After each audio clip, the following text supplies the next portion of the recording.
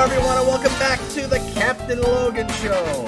It's me, Captain Logan, and joining me as always, my wonderful chat moderator and producer, DJ Martinez. What's up, DJ? How's the move going? It's muted. It's going. Your move is muted? No one can, in space, no one can hear you move. That's true. That's also true. But yeah, it's neither here nor there, but it's true. We're pretty much got everything packed up that we can. It's pretty much just our beds and our dressers and enough silverware and plates to eat off of. I set you up for this, though. Your line was, it's all in boxes except for what you see behind me. It really is. It absolutely is. The whole rest of the room over here is just empty. Is it really? I almost sent you a picture. Turn the camera. Today. Can we see it? Can you turn the camera? Can we see the desolation of Smaug? Look at that. There's nothing over there. It's just emptiness and my lights. Yeah, big empty room. And as soon as you turn it, we can hear the echo. We can hear the emptiness. In space, you can hear the emptiness. It's really funny, yeah. That just means that we're using pretty decent mics, right? Because you get right up in that and we can't hear it. But then as soon as you got a little bit away from the mic, it was like nothing is deadening the sound in that room anymore. Yeah. Well, it's so echoey because there's nothing in here. There's nothing in there. But now, exactly. It sounds so much better. Well, DJ, good luck with the move, and thanks a lot for continuing to help me out with the show while you're in the middle of all of that craziness. We're playing it by ear with DJ. There may be a show or two that he'll need to miss while he's in the middle of that, and obviously whatever DJ needs. So I might have to do a couple, 3 of these by myself, or bring in a guest, and I know it won't be the same without DJ, but we'll make it work. So, folks, please stick with us, and thanks for your patience as things change in DJ's life. And I also want to say real quick, thanks to those are quick and easy, quick and dirty. It's been working out, keeping them simple and just getting them out there. So yeah, it's been fun. DJ is a perfectionist, so he wants to put 19 hours into everything he does, but sometimes you got to make things that go 20 30 minutes. True. Can't do that. It's good for me to get things out there that are not up to my standards. Thanks for joining us live tonight. If you're doing that, thanks a bunch for watching later on. We really appreciate it. We're still going Tuesday, Thursday for the foreseeable future, trying to keep this twice a week, and sometimes you'll get a slow news day. And today was one of those. Not a ton of stuff going on. A couple things that I could have maybe made the lead-in topic for, but I was going to make this a potpourri Ask Me Anything show. I was going to not have a lead-in topic at all tonight. And then I was having a conversation with my good buddy Connor. It's weird because the Nielsen's are going to be featured pretty massively on the channel this week because the lead-in topic for tonight came from Connor, and then his brother Spencer has the request show for tomorrow night. He asked Austin and I to cover Flash Born to Run, and we're doing that, Flash Year 1 from, 91, 92, one of the only Flash stories anybody can ever mention that wasn't on television with Grant Gustin, and and I read it years ago, I think, and I've wanted to cover it forever. Dan and I were supposed to cover it a long time ago, and I just messaged Dan because I was like, I don't know why I didn't think to ask you to be on that show, but if you happen, it's a stars align and you can make it, you should show up. So anyway, we probably won't have Dan tomorrow, but if we do more Mark Wade down the line, I'll try to do that because I felt bad for forgetting to invite Dan to that show. But anyway, so Spencer asked for that, and then Connor and I, quick plug, on Sunday, if everything goes according to plan, are going to review the first couple of episodes, because I don't have time to watch any more this week, of Neil Gaiman's Sandman on Netflix, and Austin's going to try to make it to that show as well. So lots of the Nielsen's influencing the channel this week. But anyway, so I'm talking to Connor today over Facebook, and I was actually looking up digital. I think I've got that book in trade, but I read stuff in digital most of the time now. So I was looking up Born to Run in digital, and I noticed some more recent comics, and I saw the big event the DC is doing right now, which I'm not keeping up, and that's what tonight's show is about. And so I didn't even know this was happening. I guess it's like 4 or 5 issues in. I went and looked at it later. I was like, oh, okay, it's like halfway done. But they're doing Dark Crisis right now, DJ. Dark Crisis on Infinite Earths. And apparently it started as Dark Crisis, and then later they decided to add insult to injury on Infinite Earths in subsequent issues. And I sent it to Connor and Austin both on a whim. I was like, are we really this out of ideas? We gotta go to. It's just, I guess, every 5-7 years you gotta have another Crisis. It's dark green, and I looked at some of the art, and it looks nice, but it's just it's very throwbacky, of course. It's like it's trying to look like the original Crisis. And I sent Connor a message, and I was like, are we this out of ideas? I was like, you know what? And he said, yes, we are, definitively. And I said, you know what I want? I want to get away from all of this event stuff. And I mean, we've said this forever, but it's so much worse now than it ever used to be.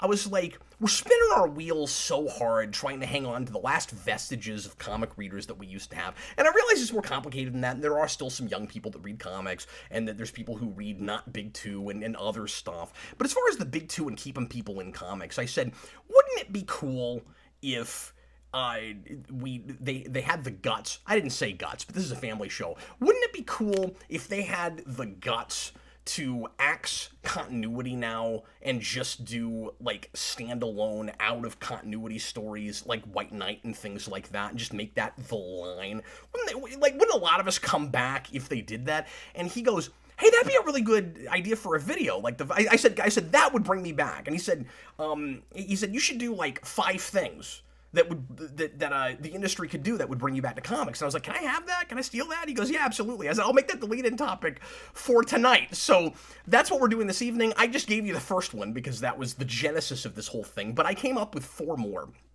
And so nice. We'll talk about that as tonight's lead-in topic. I'd love to hear from you guys, especially folks that are not currently reading current people who are not reading the comics that are coming out right now, last Wednesday or 6 months ago in trade. If you've been out of the game for a while, how come? What would it take to pique your interest and make you come back? Or if you are still reading modern, what is it that's kept you there while some of the rest of us have jumped ship? Obviously, I don't want to divide the audience. I'm not trying to create some kind of a war here, but I'm curious to know if you're still interested in comics. What is kept you there? Why are you hanging on? So I'm seeing a lot of super chats already coming in. Okay, cool. We'll get into the lead-in topic here in just a minute. But before that happens, once again, welcome everybody. We'll do an Ask Me Anything show, as always, after we get finished talking about the lead-in topic for 15-20 minutes. And if you want to ask things about that and keep that topic going throughout the show, you absolutely can. But you can also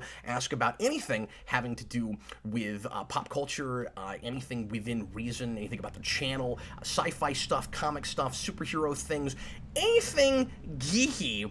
And if you want to make sure that your question or topic, concern, frustration is discussed on air, you can leave a super chat in any dollar amount, and that helps me continue to pretend like I have a job. So thanks so much for doing that. We really appreciate it. But if you can't do that, it's wonderful just that you're watching and that you give a crap about what I have to say. I'll never understand that, but thank you so very much for being here. You guys are wonderful.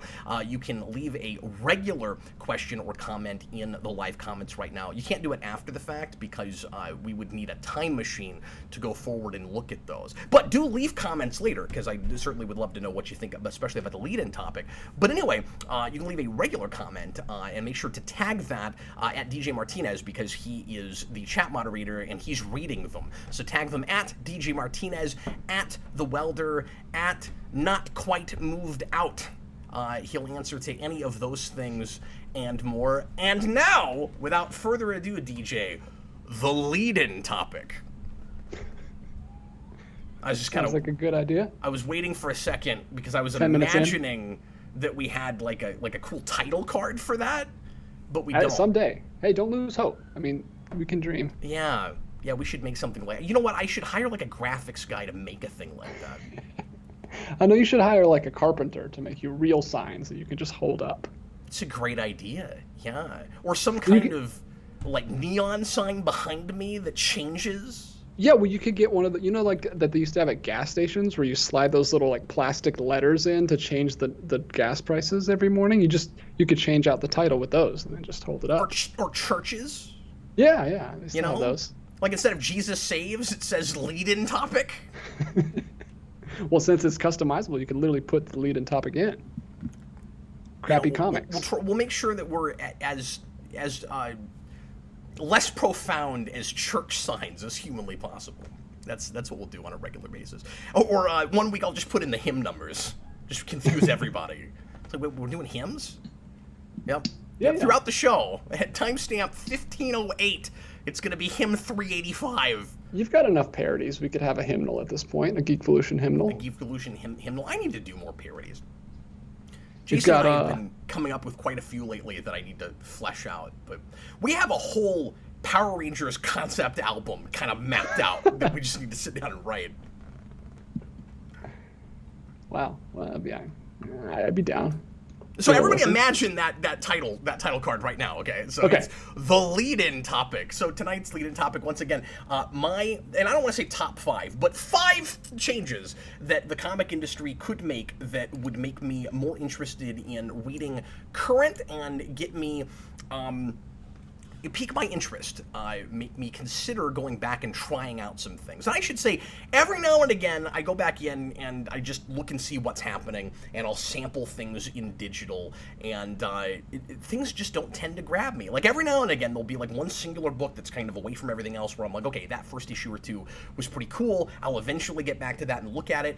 But I used to be invested in the worlds of the big 2, in the continuities, and yes, good stories are not as important as continuity, but DJ, I don't know if there was one, like, brilliant book that everybody agreed, you know, like your current ongoing Batman or your Spider-Man or whatever, like, yeah, I'd come back just for, like, that one seminal run, I guess, but it's so easy to just wait until it's done and look at it and trade, right? Like, if it's just one book. I kind of want to be invested in more than that with one of the big 2 if I'm going to, like, actually walk into a comic shop and buy new comics again. Yeah, that makes sense. So in your height of comics, how many were you pulling each week? Monthly. It's hard to say weekly because comics came out monthly, right? Okay. So, okay. It always kind of changed and fluctuated. You never knew what was going to come out on a particular week.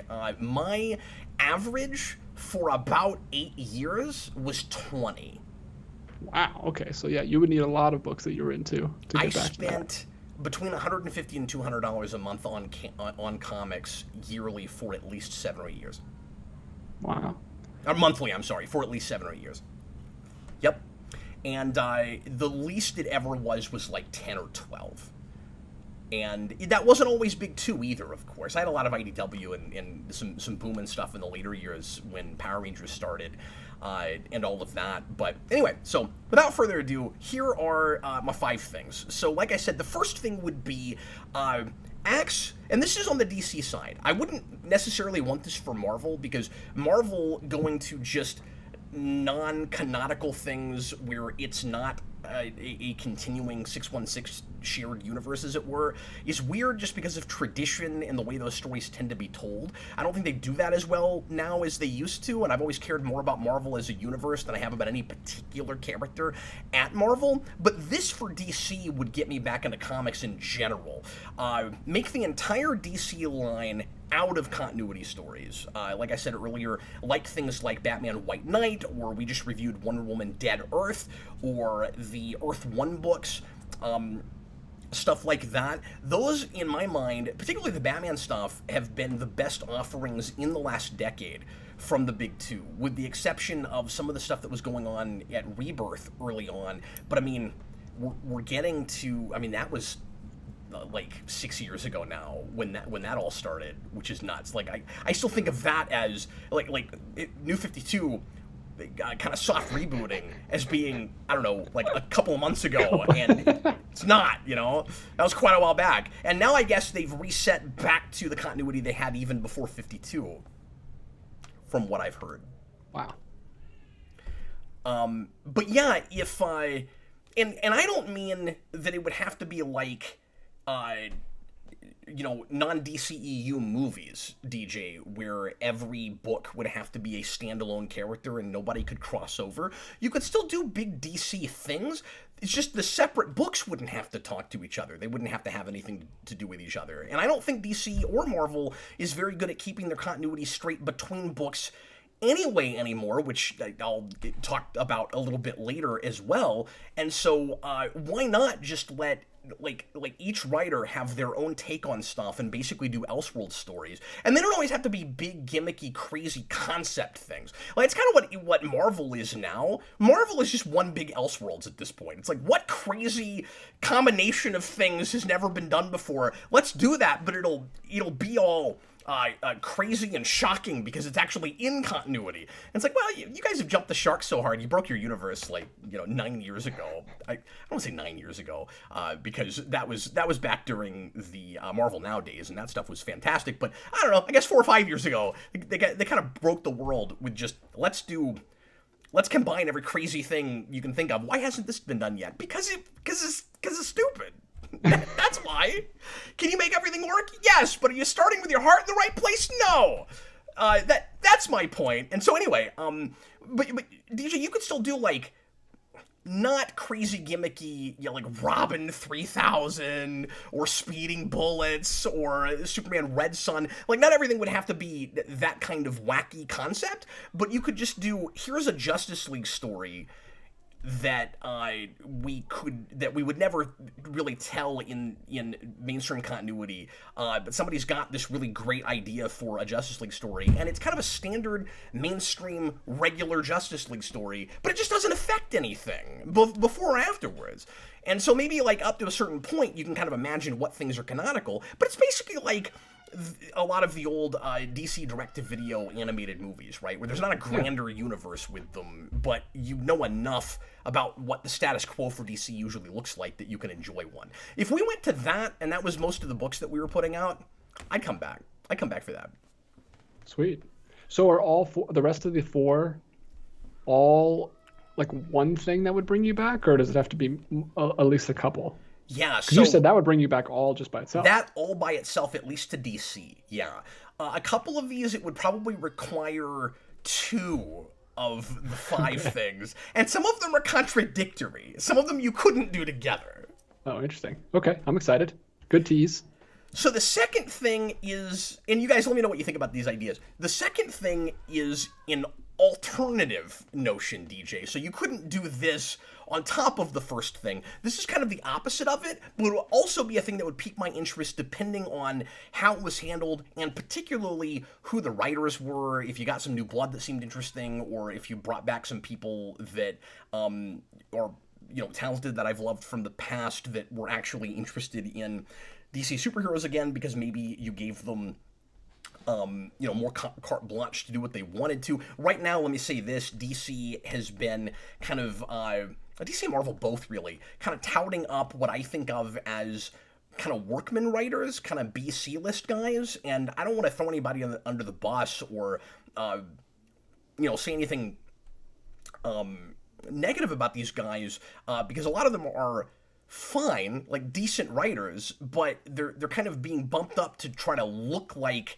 powerhouses or A-list writers or like brilliant minds, because they've lost all the guys that, or most of the guys anyway, that were keeping a lot of readers there. And so now we got to pretend like, a lot of these guys that we have in-house that have just been kind of serviceable and do a lot of fill-in issues or have had their own, kind of smaller books are our big heavy hitters now.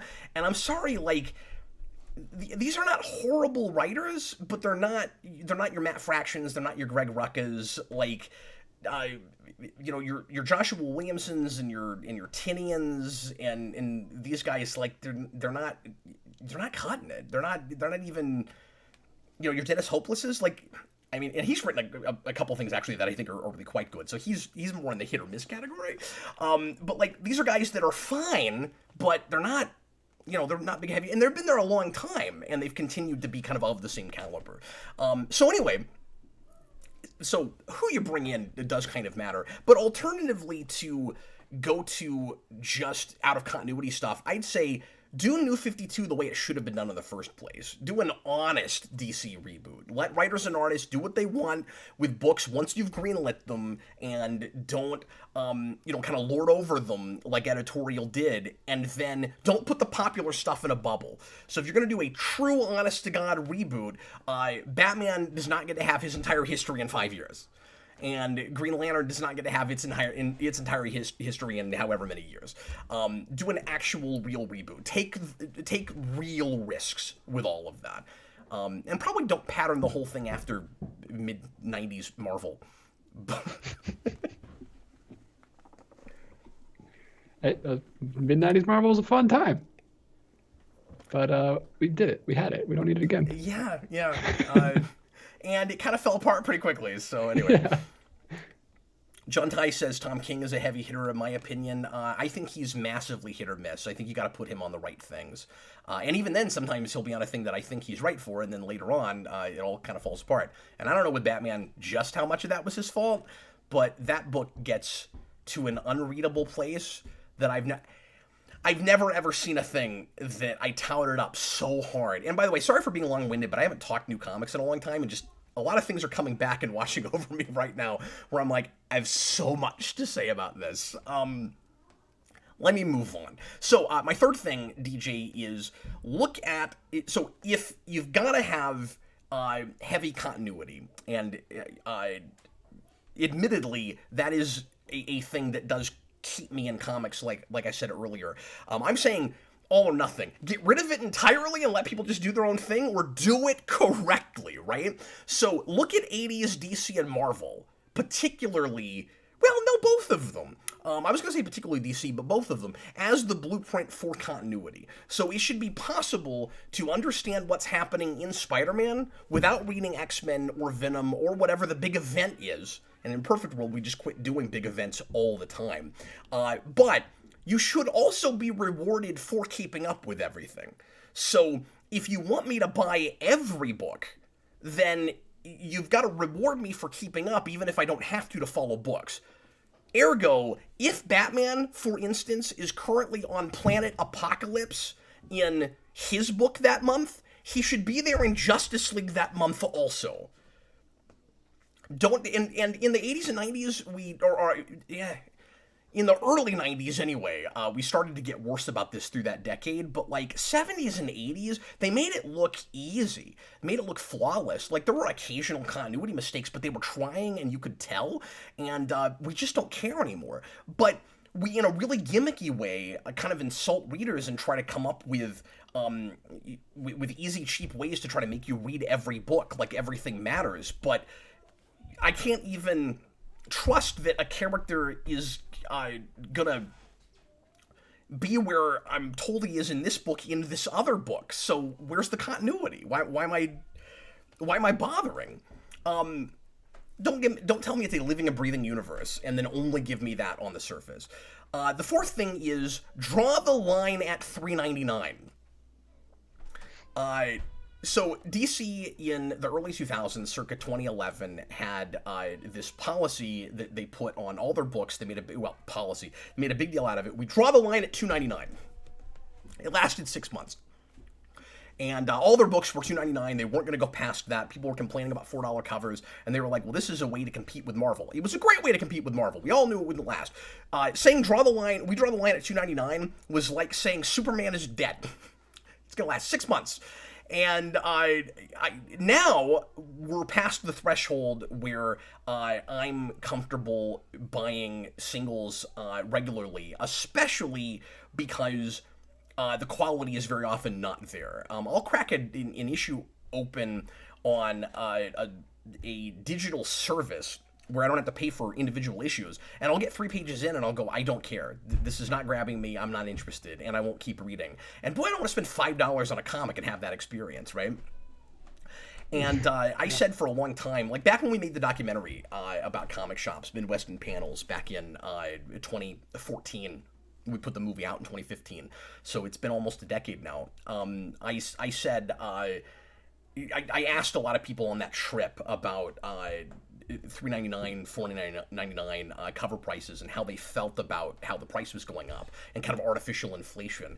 And you heard both sides of the argument, and we put that in the movie. About half the people said, and this is owners, store owners, and readers, half customers. Half the people said it's it's a lot of bang for your buck as far as, art and stuff. It's worth it. And about half the people said, if it gets past $4, I'm probably done. And that's where I was. I was like, I don't want to pay $5 covers across the board. Occasionally, when you have extra pages, when there's an oversized issue, I get $5.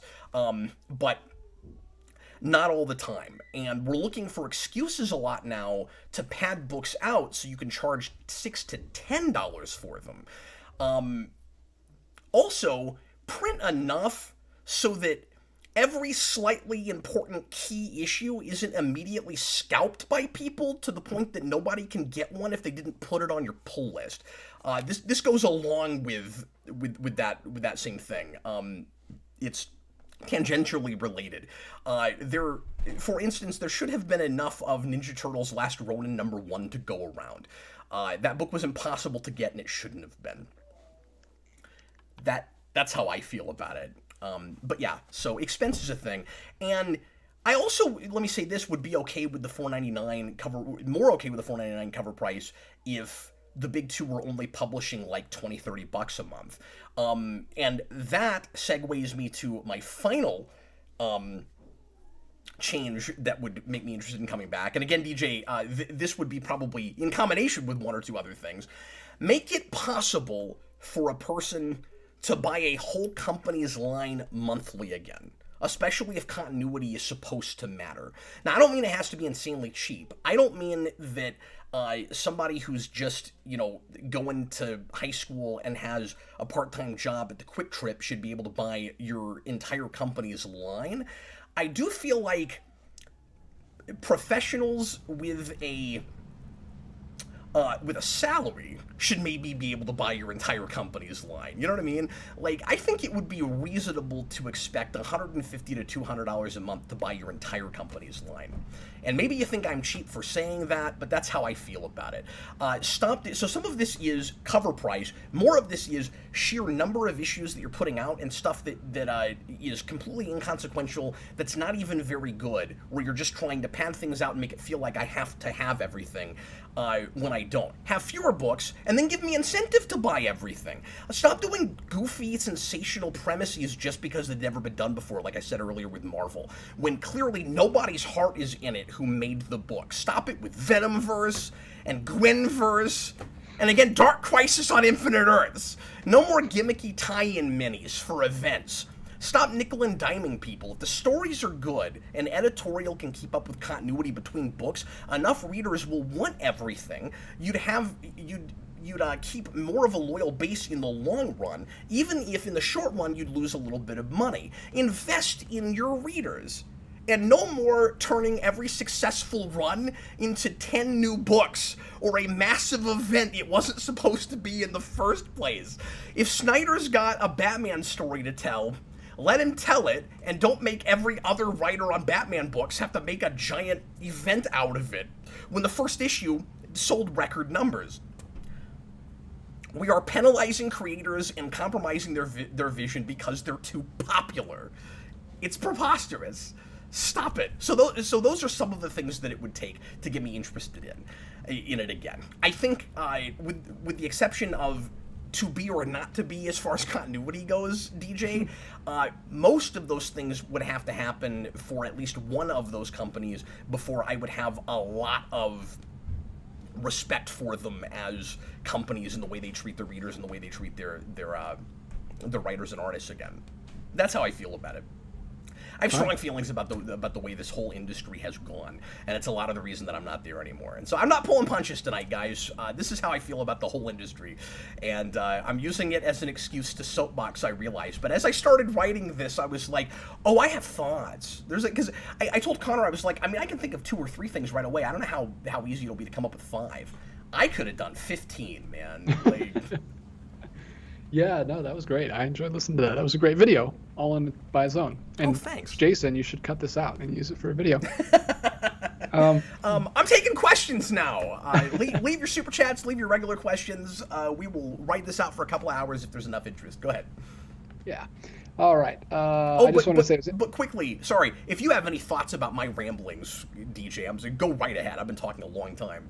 No, it was interesting to me that Goofster, at the very beginning of the stream, said, "I wonder how many of these might apply to the MCU as well." And that last one absolutely is exactly the same problem you have with the MCU. Is they're just throwing way too much at you instead of just focusing on quality, as Zaslav does. Oversaturation, yeah. Let's see. Yes, Zaslav should be running DC Comics. That's what I'm saying. That is not what I'm saying. It's just nothing but comics about people buying houses and animal documentaries. And then immediately, he just cancels Batgirl. But the whole run has already been written and illustrated, but it can't come out. He comes in, he's got a mandate. Nobody can write Barbara Gordon anymore. Anybody that's ever been a Batgirl can't be in a Batman book anymore. We can't have Cassandra Cain. We can't have Spoiler anymore. I just want to think he's got this, like, vendetta against that character. Yeah, he was scarred by a bully that ripped up his Batgirl comic as a child, and now he's... Wait, that wouldn't make sense. He's got a whole, like... The bully would have to be dressed in a Batgirl costume. A bully dressed as Batgirl, stole his balloons. Oh, He no. stole my balloons! Sorry, now I'm getting silly. I didn't want to take it too dark. A lot of dark ideas came to my mind. I was like, I don't want to go too dark with this. Okay, so balloons are safe. Sure.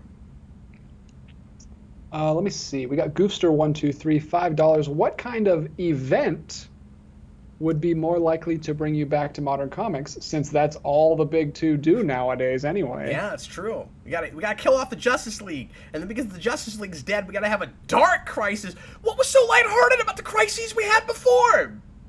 You know, when I saw Dark Crisis on Infinite Earths, I assumed it must have basically been Metal 3, and apparently it's not that. So that was really surprising to me. What event would it take?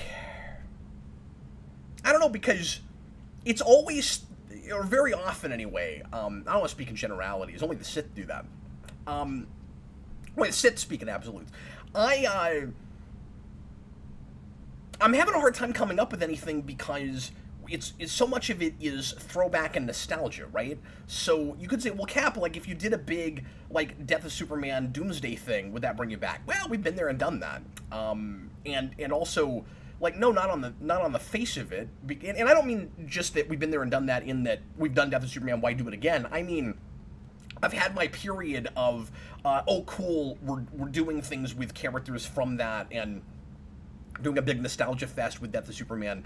And we did some of that right before New 52. But then even during New 52, it was like Doomed.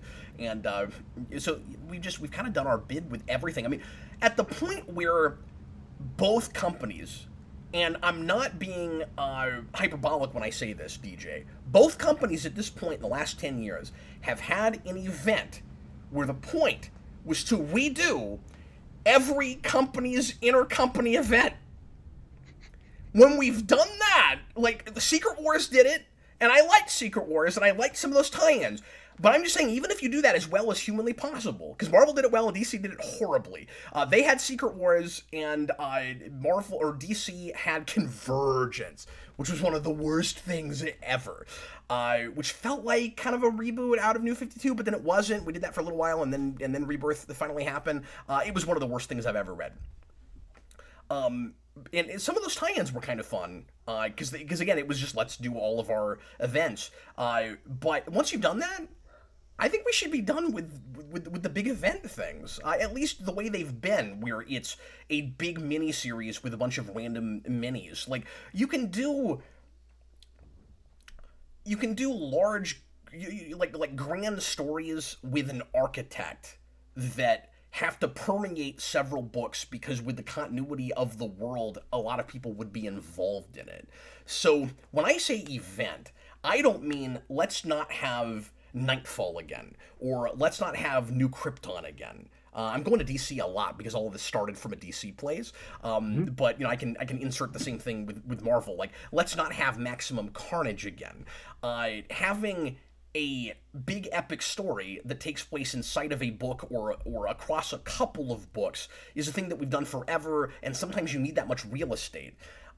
Sometimes it's nice to have it all in one book or in a book where that's the name of the thing, because it's just easier to tell where everything happens. You don't have to buy 2 books a month, because that can also be kind of gimmicky. But that's not what I'm talking about. I'm talking about we used to do this once a year. Now it feels like it's 3 or 4 times a year, where you have to have a huge event like your Civil War or what have you, Blackest Night, that involves everybody in your universe. And it used to be a novelty because we didn't do it very often, and because they really would more or less change the status quo and have a big effect on the continuity moving forward. And then we had a long dark period where they never affected anything moving forward, and then we kind of flipped the script on that, and it became so jarring and game changing that I didn't care for the other, going the other way now, where it was just like I never know where I stand with any of the continuity. Like, it used to be more or less we'd always go back to status quo, and then it got to be you can't even rely on the characters that you like to bring you back anymore. We got to just change mantles all the time, over and over again. So you're not reading for Bruce Wayne anymore. You're reading for whoever happens to be the Batsuit. You never know who it might be. It could be anybody. So anyway, what was the question again? What would it take? I mean, I think the cop-out answer is not doing them anymore. Where it's just, somebody says there's a really cool detective story going on in Batman. It's going to last 20 issues. There's that much story to tell. Like, that's the kind of thing it would take. I don't know what the big event that would get me excited is again, because I'm done with those. And I've liked them before. We've really run out of pavement with that. Yeah, that's a great answer. Well, I want to give him a real answer. Hopefully, Gooster will be satisfied with it. Yeah, nothing's coming to me because I don't want those anymore. And I get why occasionally it makes sense to do that kind of thing, because you do want your big, exciting, epic stories, but they've gotten too big. Like, once everything's about multiverse, what is there to do anymore?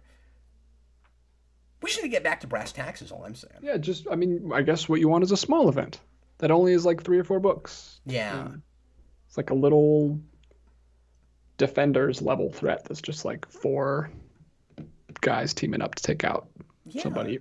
If I have to come up with a silly gimmicky premise, I'm going to say everybody in the Marvel universe turns into action figures. They turn into food. Yeah, they turn into food. Yeah, they're all battery operated. But see, I guess we've done a thing where, like, was this done in comics though? There was a toy line where they were all like Transformers, where it's like mech robots. I wonder, they should do an event where that happens. There you go. That's what it would take, guys. I wouldn't read that. Okay, sorry, go ahead. All right. Roger Lee coming in hot with a $20 super chat. I feel like he's the one that always brings this up. He's very adamant about this. Okay, all right. Top Gun Maverick. Yeah. Not only became one of the best-selling digital releases in history after only a week, in its 15th week, it cruised back into first place at the box office, surpassing Black Panther as the 5th all-time domestically. It did. The film's 15th weekend in theaters. Number 1 at the box office with 7.9 million. We re-released Spider-Man No Way Home. It also broke some records and still couldn't beat... broke some records for a re-release and still couldn't beat Maverick in its 15th week. Can't do it, guys. Tom Cruise. It's insane. Spider-Man No Way Home, this is from Forbes. Already the most successful re-release in years. I think it did 7.6 million. So it was like right there.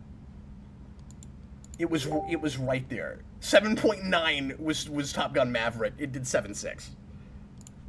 I don't care at all about ever seeing Top Gun Maverick or the original, but I'm a little bit happy that it beat out Spider-Man. So he is leaving a $20 super chat trying to get me to go see it, right? Go see it, Cap. Everyone else likes it. What else did he say in his super chat?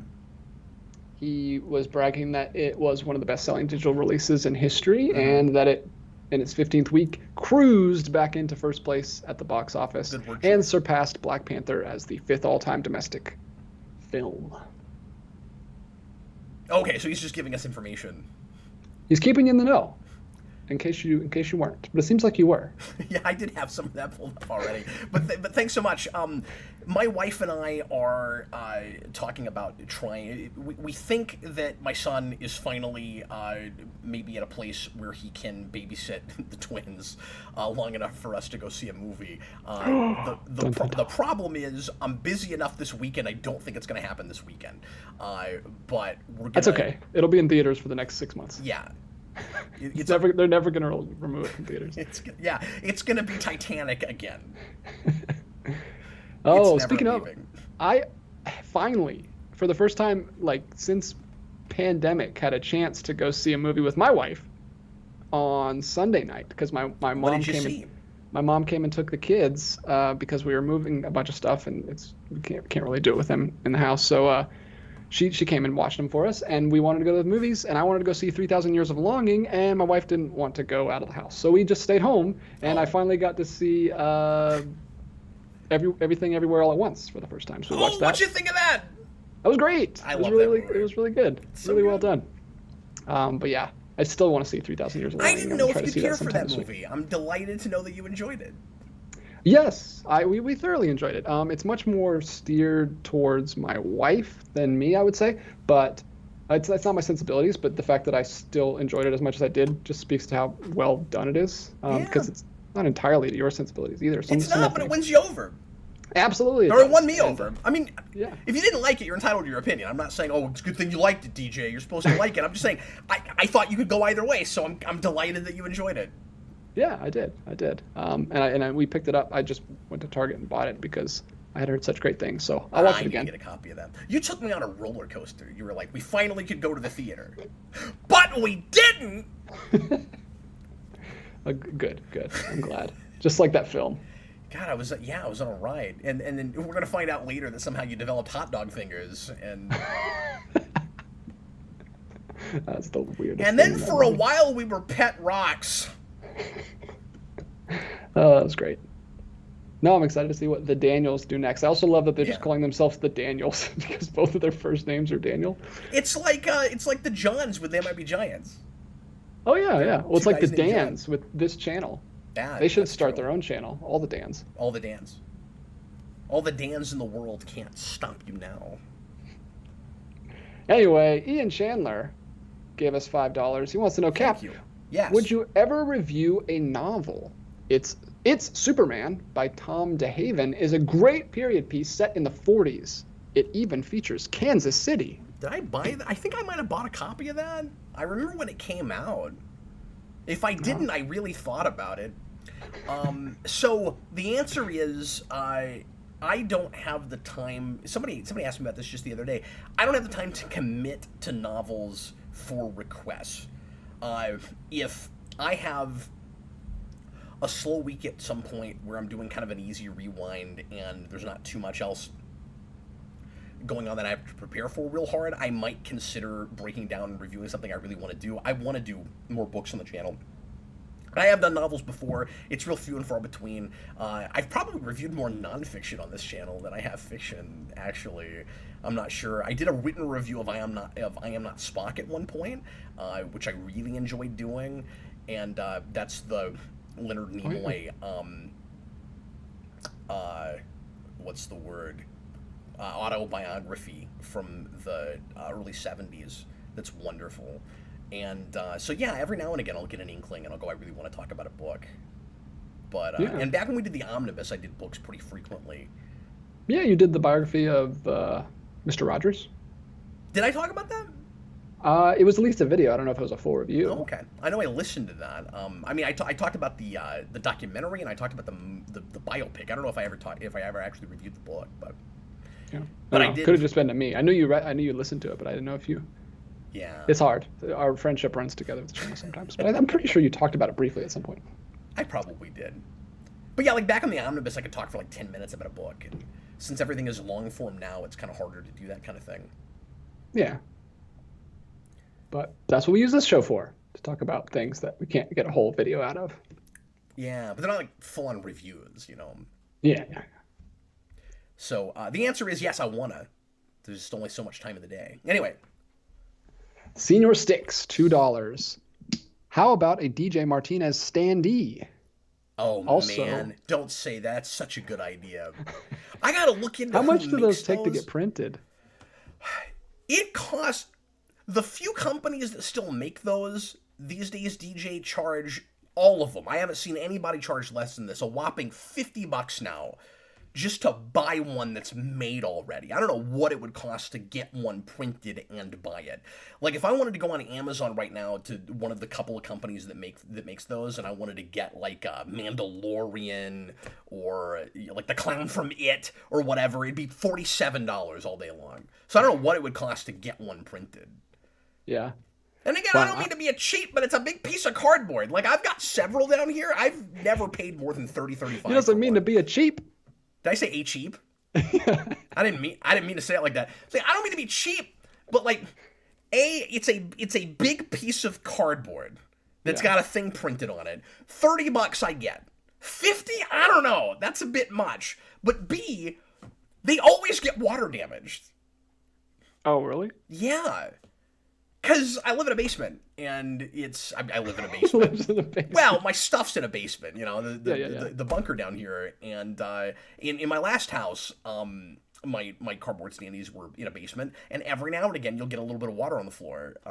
You know, everybody always says flood, which is very dramatic. Yeah. You know, very rarely have I dealt with standing water down here. It has happened once, but... Like, I don't know, I have a couple that I cannot help, but I cannot keep out of water. Most of them are good, but a couple of them have gotten water damaged, and so... Oh, man, that's no good. Yeah. Anyway, just cardboard stuff. These are first world problems. Yeah. When you first said $50, like, oh, that's not bad, but then I thought you meant the printed one. I didn't know you just meant, like, standard ones. Yeah, that's printing what I was would trying to probably say be is, if I want to insane. just go to a company and buy one they made already, it's $50. What would it cost to get one printed? That's probably a $80, $100 job. That's probably... And I am not worth that. No, I would do it for you, though. We have... That's what I was getting at, is I would only get one, and it would be DJ Martinez. I need to get a picture of this backdrop. That's how much I love you. As just a cardboard backdrop, so I can just take it with me to the new house and just stick it behind me. That's a great idea. Because I'm not going to have a good setup for a while. It's just going to be, like, empty. You should do that. You should me. get that. You should make a banner. It's going to be... Yeah, just stick it up in my new office. I can't even make him uncomfortable. Did you guys see that? I tried. Oh, did you? Yeah, I did. What did you do? Well, I said you're the only person I would get a big stand-up for, and then I said that's how much I love you. Oh, no. I love you too, Cap. Wow. Why would that make me uncomfortable?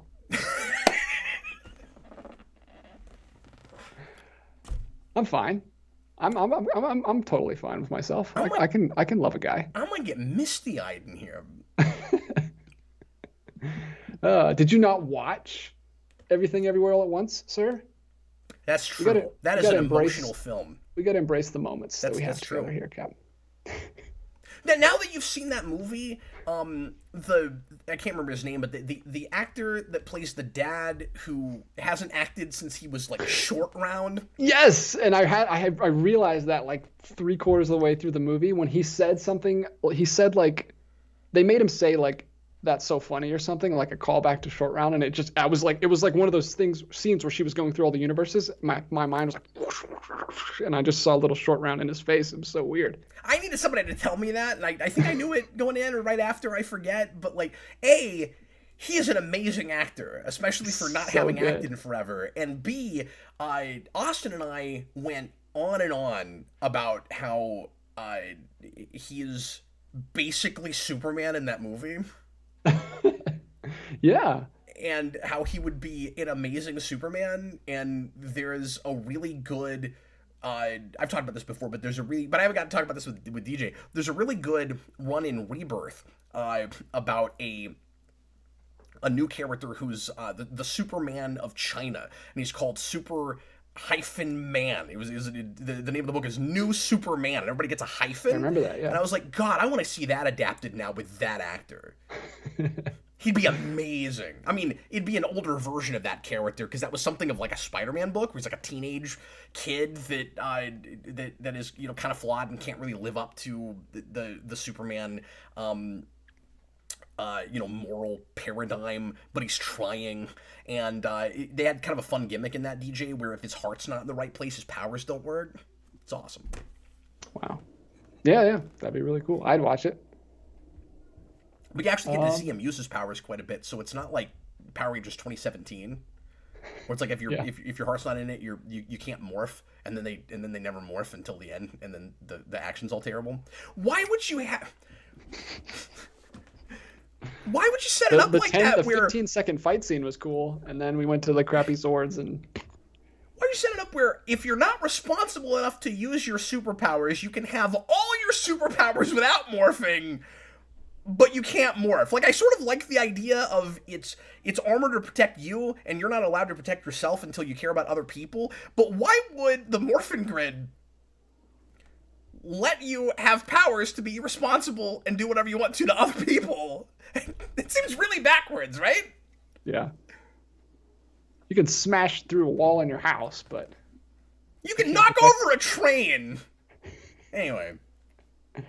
there was a second part to that super chat. It wasn't even a second part. It was the same sentence, but we got completely derailed by the standee. My apologies. I'm sorry. I'm all over the place this evening. I'm going to focus. He said, until I'm not focused anymore. Go ahead. Clerk. I don't know if he's asking us or if he's telling us and asking if we're interested, but he says also, Clerks 3 out? Is it out already? I've been seeing videos with Kevin Smith doing kind of the hype train and stuff. So yeah, I don't plan on seeing that. I think I've seen the first movie. Have I seen that? I can't remember. That would be Clerks. No, I know that. So Eric years ago made me watch Jay and Silent Bob, and I can't remember if I also saw. Maybe I've never seen Clerks. I don't think I have. What about Clerks 2? No, I've never seen those movies. But Tim Lyons once, or somebody, made me watch one episode of the cartoon show. Oh, wow. You're the only person that's only seen one episode of the cartoon show. I saw that. I don't remember it, but yeah. Anyway, and that's why it's all running together. I'm like, I know I've seen something from that franchise. Anyway, so... Kevin Smith is kind of a different guy now. Like, I'm not sure that that'll be any good, but old school's Kevin Smith fans, let me know if that's worth watching, and I might consider watching the whole trilogy. But watch that be a what is that? What is that movie? I can't think of it. Let's move on. I'll think of it in a minute. Go ahead. My brain's not working. T-Edge 1. Yeah. What? What's up, Tom? It's a big one. $10. Yeah, what would your MCU-themed Power Rangers show look like? Who are the Rangers? Zords, Zordon, etc. Great show tonight, guys. Thoughts on the Winnie the Pooh Blood and Honey trailer? You rock. Okay, look, Tom, I'm not watching that, okay? He's been on about that all week. He sent me the trailer. He keeps messaging me about it. Tom, I don't care, okay? Like, we talked about the weirdness of that and the... horrible, exploitative things people are going to do with beloved things in public domain. I'm not gonna watch it. I have no interest in that. Yeah, we talked for a good while about it, Tom, in one of the Captain Logan shows. Yeah. Go back and find that. We're both not happy about it. Or, I mean, I don't know. I'm not, super upset, but I think it's dumb.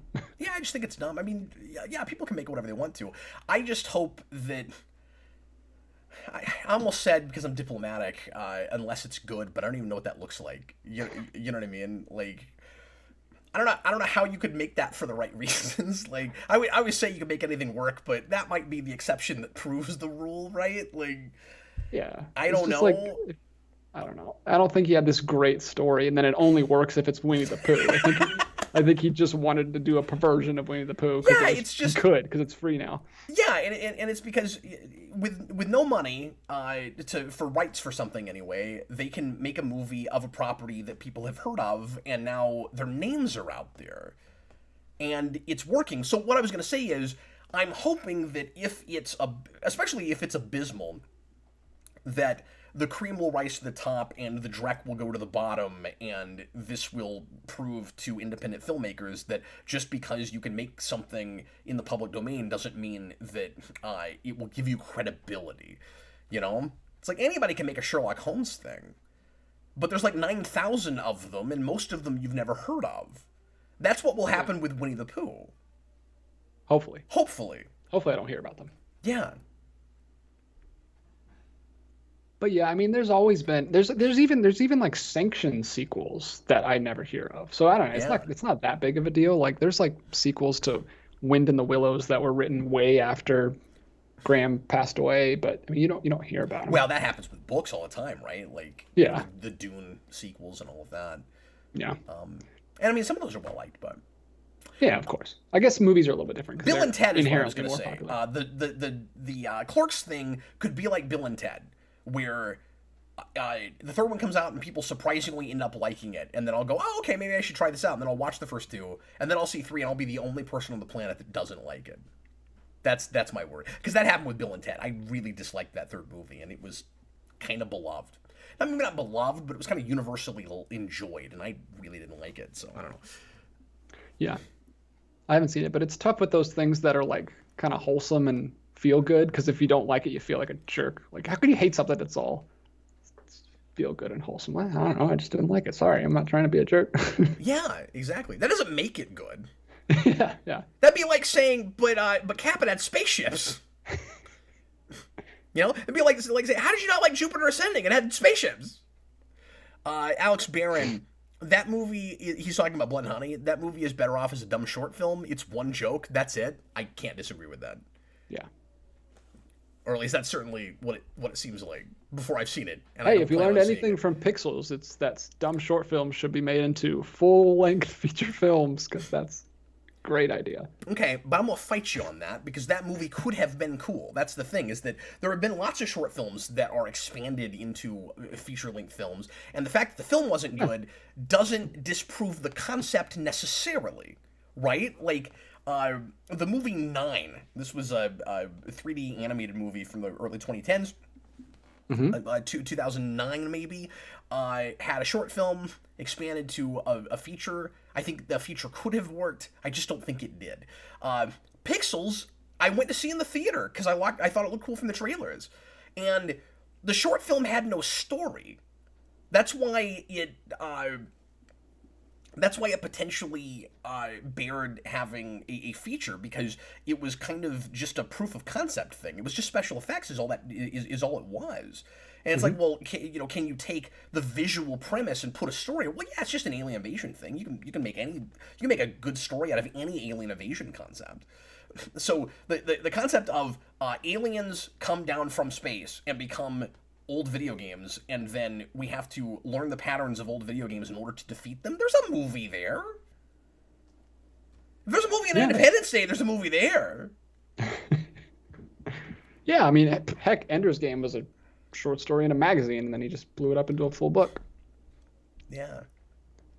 I'm sorry, reads that way. I keep wanting to run off on tangents, but there's too many super chats. We'll keep going. Yeah, me too. Philip Kelton, 50 Mexican pesos. When will Cap and DJ show up dressed as Captain America and Wolverine? Oh, Tom had a question we didn't even answer.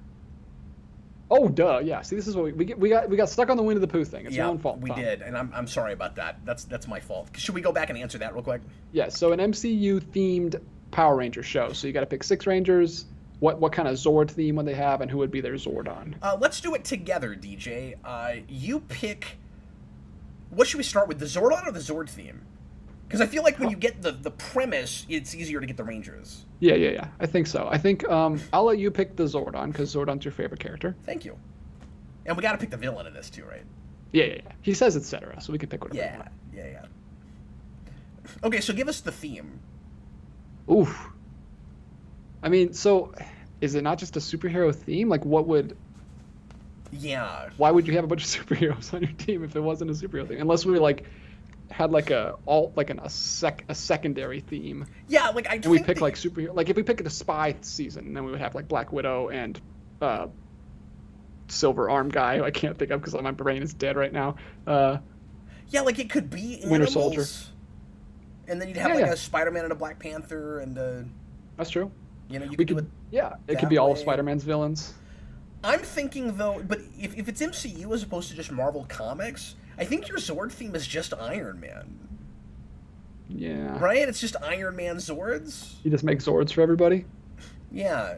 It's kind of just the mech robot thing we were talking about earlier that like already kind of exists. Let's try the animal thing. Can we come up with 6? So you'd have Black Widow, that's a spider. You have Spider-Man, that's a spider. Can we come up with 6 that are spiders? I don't think we can. Well, we could if we were using comic book stuff, but in the movies we can't. You got Ant-Man, who's not a spider. We could do all insects, apparently. Yeah, we could do an insect-themed one. Who else do we put on that team? That's 3. Black Panther. Yeah. And we got 2 more. And they have to be heroes in the first place. This is so hard to do on the spot. Who else is animals, guys? Help us in the chat. In the MCU, did we get Black Panther? Did we already say that? Yeah. So we got 3 bugs and we got a panther. Yeah. Well, I mean, you can put Wasp is another the wasp. bug. Yeah. We need a girl. We got 2 girls. No, we got 2 girls. Yeah, we got Black Widow and Wasp. No, so that's good. No. You need your 2 girls because that gives you your pink and your yellow. And if we were stuck at 5, I know you said 6, but if we're stuck at 5, that's fine. Well, you know what though? Your 6th Ranger wouldn't even need to fit the theme.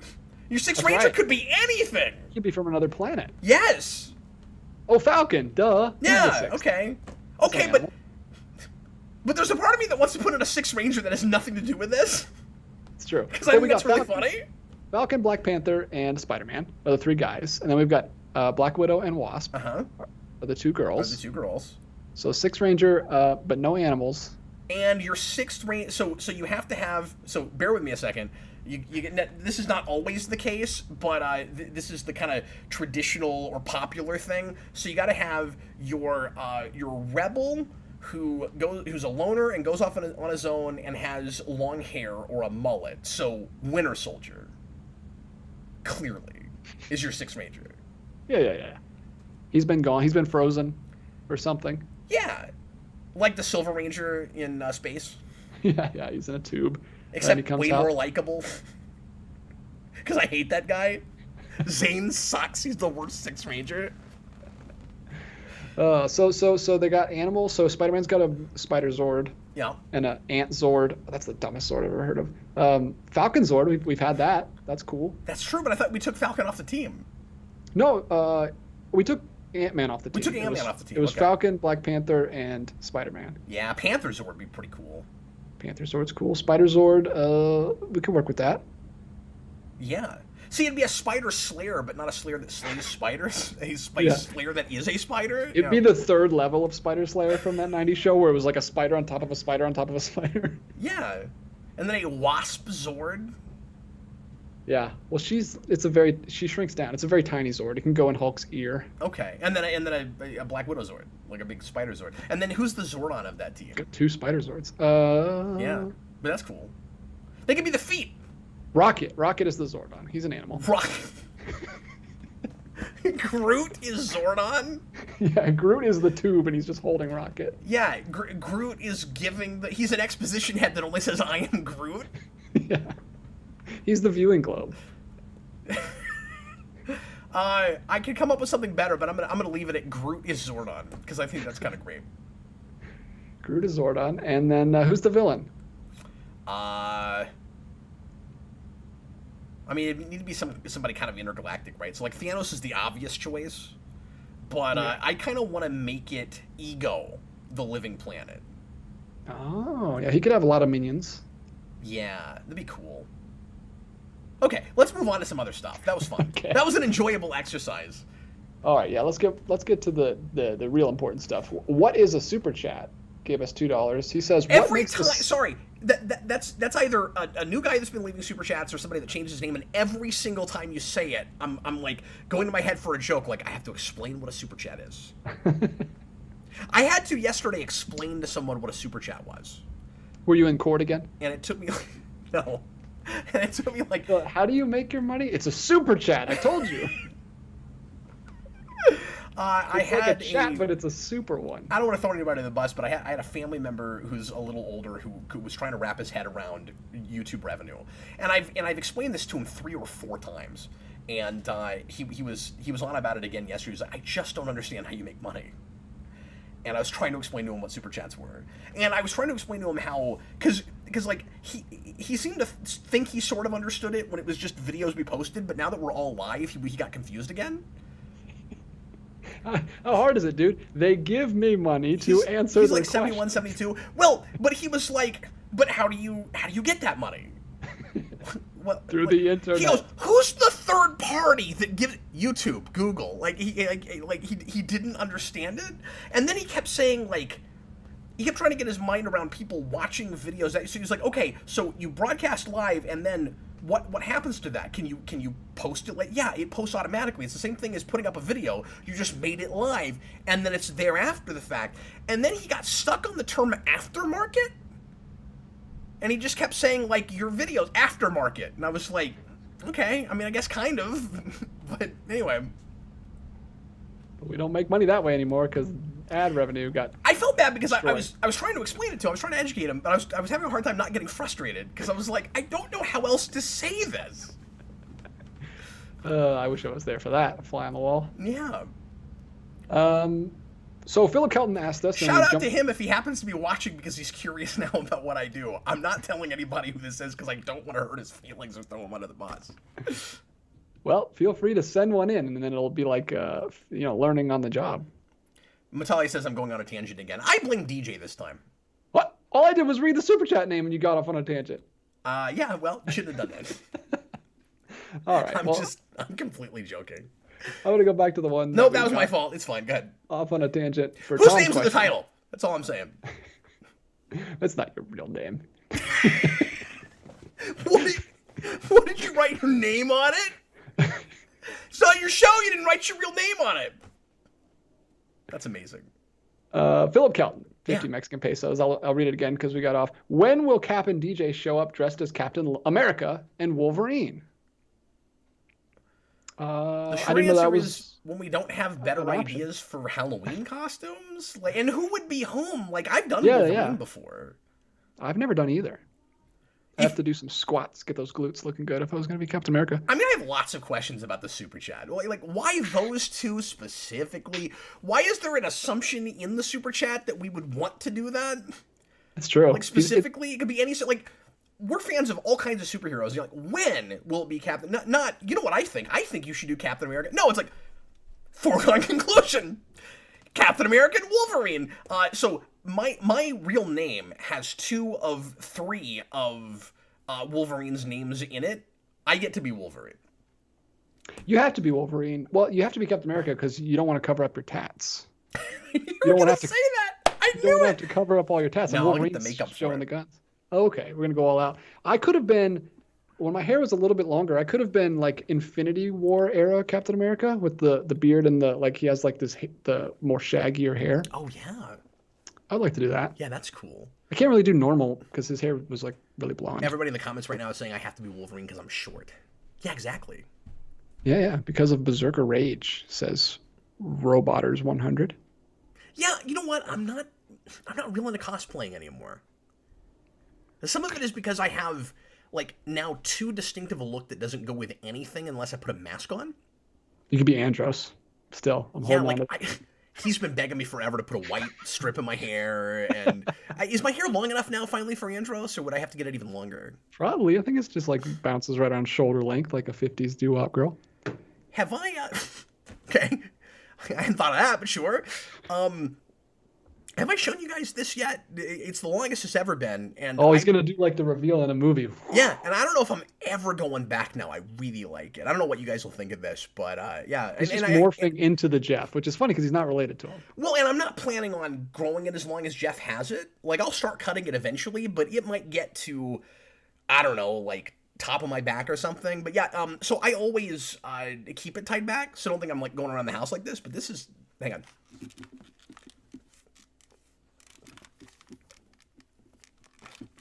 I had a shower a couple hours ago, so it's still kind of wet. But trying to do I can't even get it out.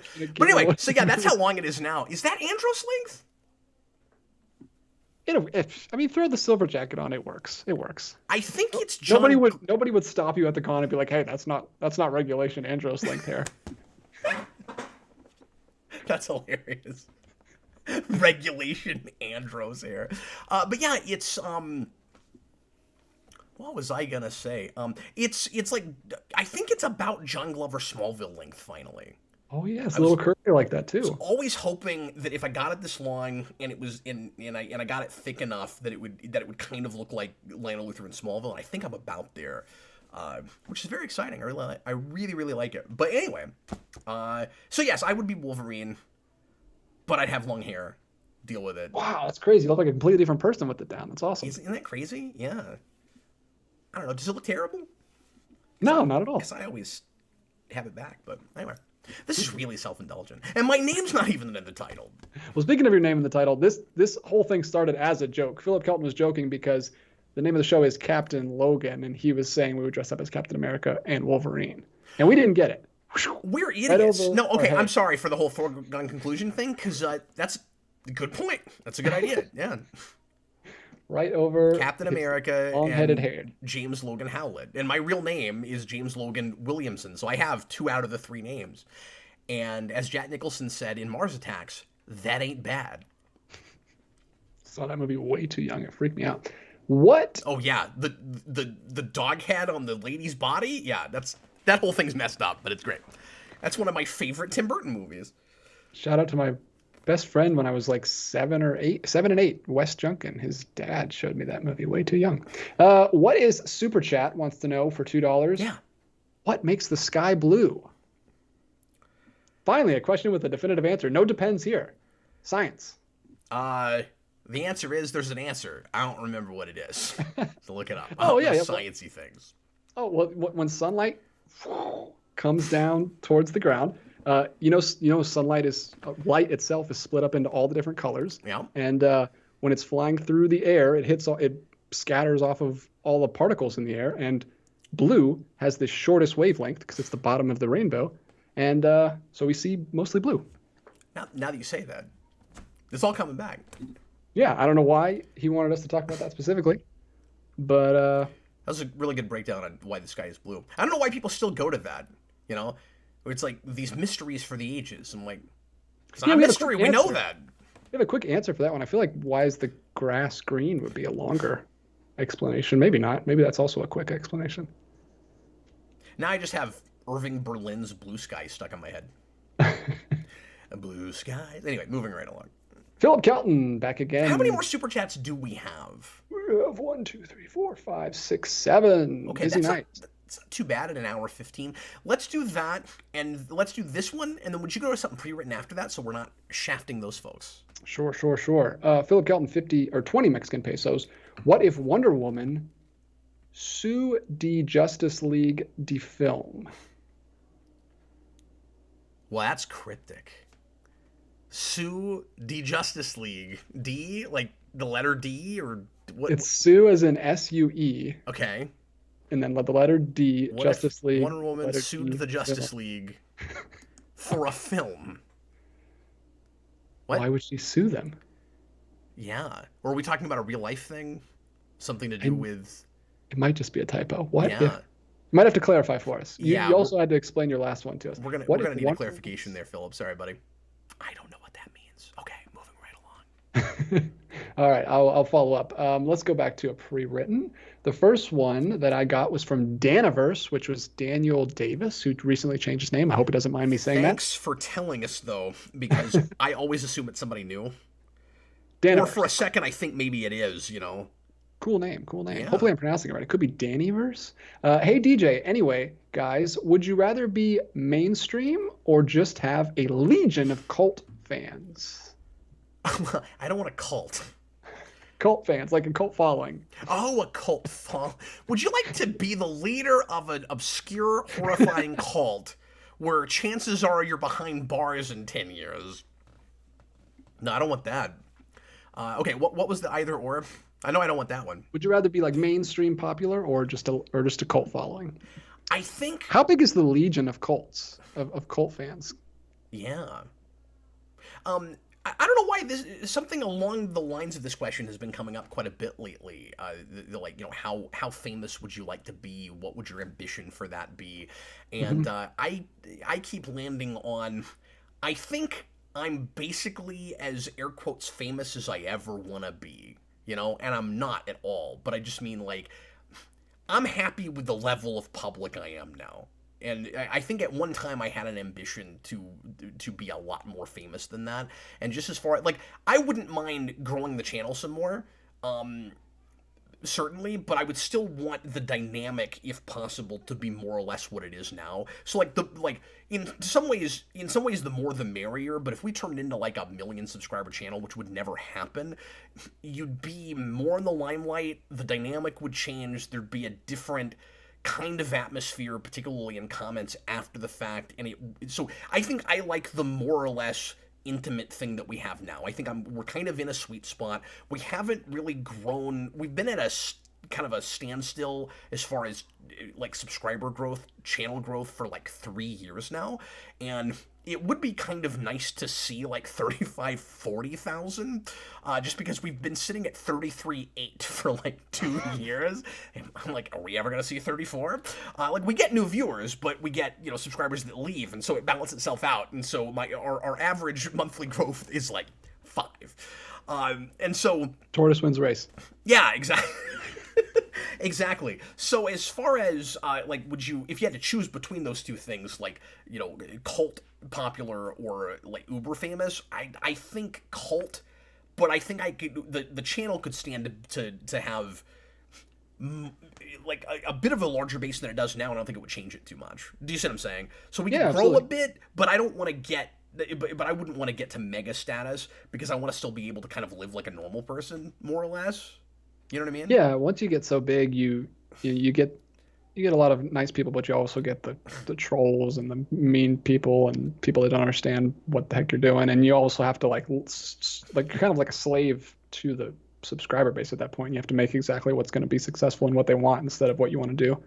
And that's just based on what I do now. If you mean just like, the way you'd ask this question to anybody, like, in any kind of field, like if you were an actor, would you want to be, and I wouldn't be an actor because I'm a terrible actor, but like, would you want to be, have the cult following or be mega famous, or as a writer or whatever? Like, if I was writing movies and stuff, I wouldn't want to be like, I'm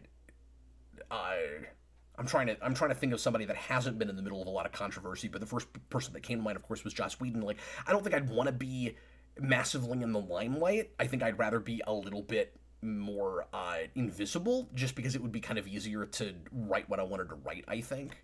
But then as an actor, if I was good at that, I think I would probably make the sacrifice of privacy to some degree, so that I could get better roles. You know what I mean? And that would be the difference. That, like, if you were really good, and if you could get good character actor roles and you didn't have to be mega famous, that would be cool. But if you were typecast in a bubble and you had to do things that you didn't really like that much just to survive, but if you were famous, then you get to pick your projects, then I would take the fame. You see what I'm saying? Yeah. Makes sense. It depends on what the role is. Daniverse says you could be more anonymous as a screenwriter while also being super successful. Yeah. So it just depends on what you do. I mean, you're in front of the camera here, so you can't really do that without. Well, in a perfect world, I'd do both. And I would just hope that nobody ever found out that Captain Logan was the guy that wrote that movie. But it wouldn't work out, right? Like, somebody would figure it out. Yeah. Especially in this day and age. No, if that was a big ambition of mine, I would probably, like, put out scripts, put out feelers, try to get work, and then once I was regularly getting work, I would scale back or stop what I was doing here. But I don't really currently have that ambition. I'm kind of happy with what I'm doing now. I mean, don't get me wrong, I still love writing fiction and stuff, but I don't need to be involved in the Hollywood machine and all of that. So we were right. Philip Kelton, he followed up. He said it's a movie about Wonder Woman legally suing the Justice League. Would that catch your attention? What would she be suing them over? Is this just kind of like a concept he's got? I guess so. Mutale in the chat suggested harassment. Oh. Yeah, I don't know what she would sue them over. Like, maybe they don't pay her enough because she's the one female in the Justice League. I don't know. Yeah, I mean, if it was really heavy-handed and, pandery or whatever... Did they get salaries on the Justice League? I guess we haven't really established in the film universe that they're even, like, a team that lives together yet. Yeah. We've only had one movie, which was a Getting the Team Together movie. Batman stole her lasso of truth, says Daniverse. Yeah, I don't know. I would need to know more about this premise before I mean, I watch every superhero movie no matter what it is. So yeah, no matter how hard the answer ends up being yes, regardless. But like, if I had my druthers and I didn't do this for a living, would I see that? Out of morbid curiosity, because I wouldn't be able to get my mind around the fact that it got greenlit. Yeah. Next up, John Ty, $5. I feel like DC's Black Label line of comics would be up your alley. All of those stories are out of continuity. Yeah, they're also really hit and miss from what I've read so far. We talked about this a couple weeks ago when we did Wonder Woman Dead Earth, but they've put some odd books there, like Three Jokers, which was god-awful, and Batman Catwoman, which was somehow even worse, and not everything there is a totally standalone thing. Some of the things, like, and I don't know if they've done anything more than those two books, but those two books anyway, and I've read both of them, are like the ends of a writer's run where they didn't get to fully explore an idea or finish off their story the way they wanted to. And so there's this bizarre, awkward, out-of-continuity story that doesn't count in the regular universe, but is supposed to fit with everything that writer did up to that point. So it caps off that stuff, but is not in continuity. And that's not what makes them bad. They're just bad, but that's already weird and awkward. But anyway, so... And then Batman Damned I thought was boring, but Harleen I loved. And Dead Earth I thought was really good. So yes, there's some other things that have piqued my interest that I'm kind of curious about looking at. But Black Label seems to be really arbitrary, where that's just where they're putting things that they want to stand out, and they want to make a big deal out of being more adult and rough and tumble, but a lot of them don't seem to be going that much farther than the mainstream books will, and they still censor stuff in them, which is weird. Like, if it's the new Vertigo, anything should go. Like they should have an anything goes mentality, and they shouldn't have... I'm going to soapbox about this too, but they shouldn't have let controversy affect the way they let people tell stories with the stupid naked Bruce Wayne thing in that first issue of Batman Damned. Like, they should let people tell stories however they want to. And if there's controversy, there's controversy. There's always going to be controversy. But the idea that, in a book that is supposed to be, like, uncensored and has a clear, this is not for kids, sticker on the front, like, anything should be allowed, or if it's not, then moving forward say, okay, I guess we're not going to have, like, naked Batman, but don't, like, censor it later. I don't know, all that's stupid. And then, and then they also, and I keep complaining about this, but they keep censoring language in those. It's Black Label. There's no place in DC where you can say the F word anymore? That's ridiculous. That's ridiculous. Why have it on another label? No, apparently it's the PG-13 label. Okay, but they're already doing PG-13 in their books, except you can't say the F word. Not even the one time. But, like, so I guess Black Label means it's oversized, and we're making a bigger deal out of it's not for kids, even though half their line already isn't. And it's out of continuity. That's what it means. Unless some of them are in continuity, because they might be, and I don't know. Wow, simple enough. 5590 ERS, $4.99. Any superhero you feel has lost relevance since the 90s or 2000s? Oh. I mean, lots of them. Nomad. Nomad never had relevance. Who's that guy? Well, obviously the first big thing that comes to mind is Spawn. And then I guess in comic yeah. circles, that got a little bit more popular again recently. And then McFarlane decided to pretend like it was even more popular than it was. So he greenlit like 30 books and had like 10 books of Spawn and stuff. I'd love to know if those are selling at all. I've not looked into that. But up until recently, I would have said that. And frankly, I think I can still say that. But what else jumps to mind, DJ, of like characters that were really popular back in the 90s? Because I think some characters fell out for a while and have kind of come back a little bit. Right, like I think Wolverine weirdly had a period where people kind of lost interest, and I think he's kind of popular again. Yeah, well, the whole X-Men in general were kind of downplayed for a while because they didn't have them in MCU, and they were trying to make the stupid other mutants happen, whatever they're called. Inhumans, but even before that was happening, I think Wolverine was kind of losing his mojo a little bit. Yeah, for people because they were pushing. Well, you remember they. Yeah, if you're losing your mojo, just go to Mojo World, obviously. Obviously. But I think, because don't you remember early 2010s, we were pushing X-23 really hard? Mm-hmm. I remember that, yeah. But yeah, who else comes to mind? I mean, we had that whole joke a show or two ago about Sentry. You remember that? Good grief. Could you imagine if that happened now? Oh, we're trying to replace Wolverine with a female Wolverine. Oh! That's true. And that wasn't remotely, like, gender politics pandering or anything back then. It was like you couldn't even make the case.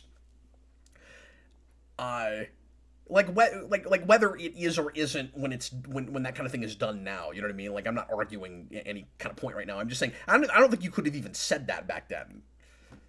Yeah, it wouldn't make any sense. No, sorry. I'm not saying the Inhumans are stupid, Adam Arch. I'm just saying like that's what they were trying to use them as the New Mutants. They weren't. I'm just talking about what MCU was trying to do. Well, and then there's characters that they intentionally phased out, which gets interesting because they did that for a while with X-Men because of the Fox movies and rights and things. And then once Disney bought Fox and they got X-Men back, you know, the very next thing they did was throw the Inhumans under the bus, and they did a Death of Inhumans event because of course they did. Just everything is predicated on synergy now.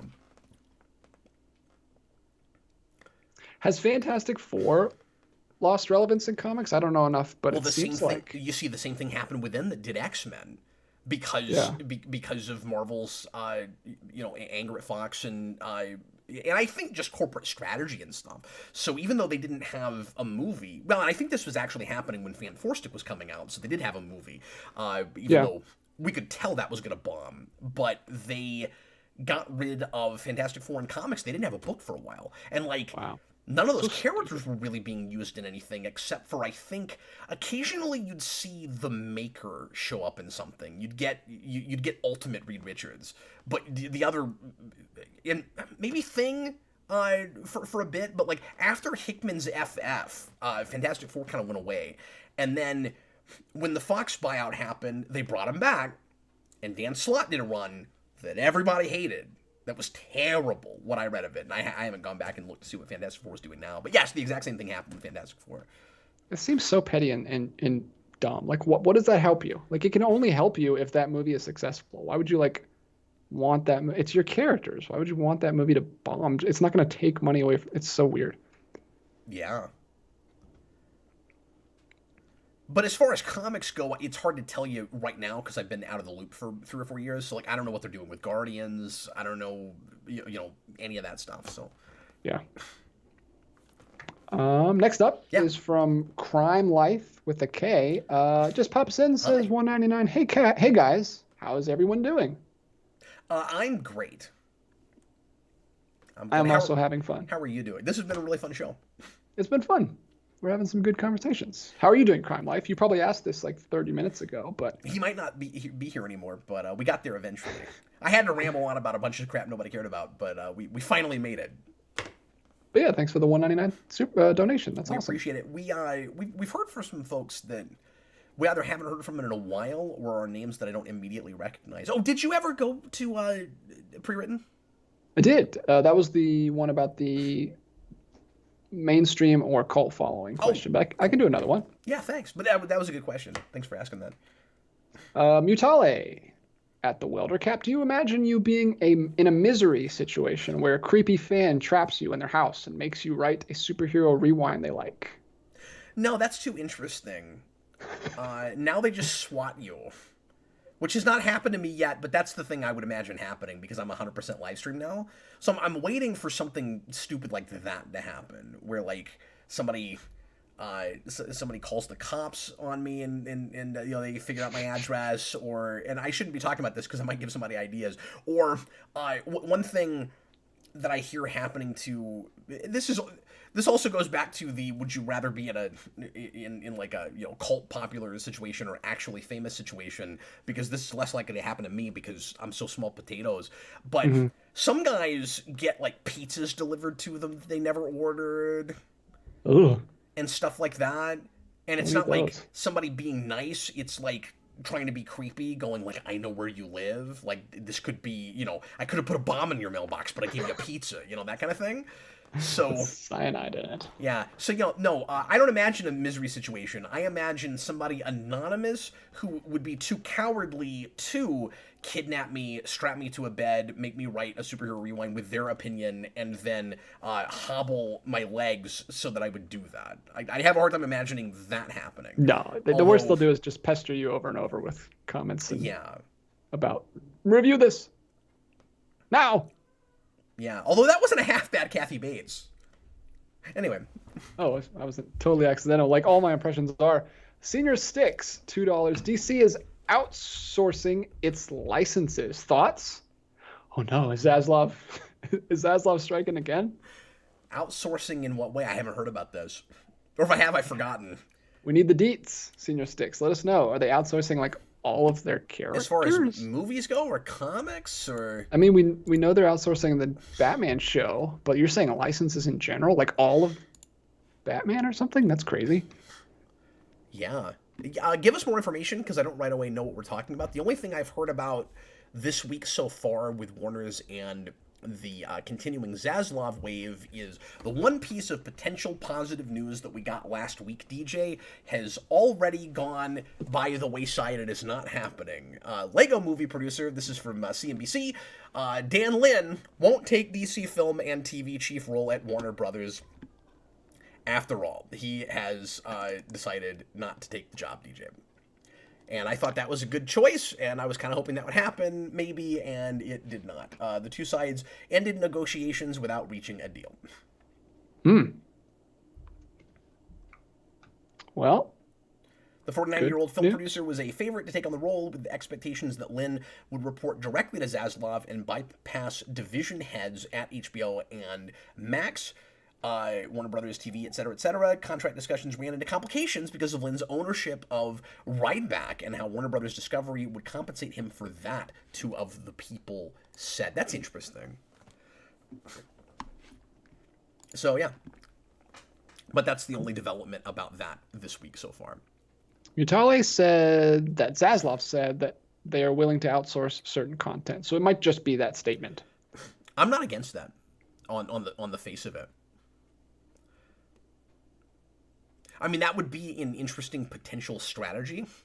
Because what I was going to say is, what you would assume is if we're outsourcing some of those characters, then maybe we aren't as much in a DCEU situation and we're making more just standalone movies with different creators that have different... Yeah, like early 2000s Marvel. Yeah, that have their own... what's the word I'm looking for? Just kind of take on those characters. But it wouldn't be... It's not that unusual for other properties that you'd have, too, where you just bring in another house to make a movie. And then, like, they would still be involved. They would still have to sign a contract of what kind of movie you're making. And you could even potentially do a shared universe that way. I think you'd have to be a little looser with continuity, and you wouldn't have as much crossover, and all roads wouldn't be leading in a particular direction. But on the face of it, I don't have a problem with that. Especially if it's about, well, this person has a vision we like, so we'll let that studio make that movie. Yeah, if they have a reason, if they're willing to pay all this money to license it, they have a reason to. Instead of just like, well, we're DC, we have these properties, people expect us to make movies with them, so let's just get them out. Like, it seems like it could be. Yeah, that's a really good point.